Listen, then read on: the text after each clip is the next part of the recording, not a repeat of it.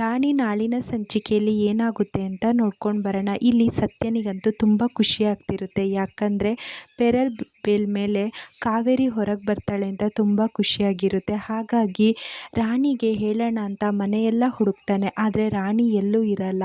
ಸರಳಂಗೆ ಕೇಳ್ತಾಳೆ, ಹೇಳು ರಾಣಿ ಎಲ್ಲಿ? ಮತ್ತೆ ಏನಾದ್ರು ಬೇರೆಯವ್ರ ಮನೆಗೆ ತಗೊಂಡೋಗಿ ಕೊಟ್ರಾ ಅಥವಾ ದತ್ತು ಕೊಡಬೇಕು ಅಂತ ಏನಾದ್ರು ಮಾಡಿದ್ದೀರಾ ಅಂತ ಕೇಳಿದಾಗ, ಇಲ್ಲ ಕಣ್ರಿ, ನಾನೆಲ್ಲೂ ನೋಡಲಿಲ್ಲ ಅಂತ ಹೇಳ್ತಾಳೆ.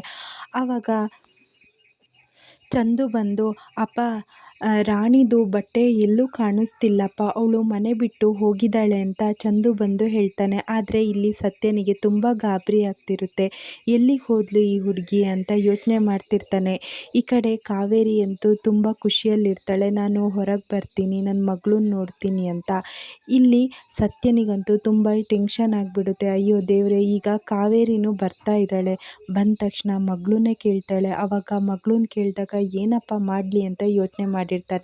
ಆದರೆ ರಾಣಿ ಇಲ್ಲಿ ಪತ್ರ ಬರೆದು ಹೋಗಿರ್ತಾಳೆ, ಮಾಮ ನನ್ನನ್ನು ಹುಡ್ಕೋ ಹೋಗಬೇಡಿ, ನಾನು ಮನೆ ಬಿಟ್ಟು ಹೋಗಿದ್ದೀನಿ ಅಂತ ಪತ್ರ ಬರೆದಿರ್ತಾನೆ. ಅದು ಸತ್ಯನಿಗೆ ಸಿಕ್ಬಿಡುತ್ತೆ.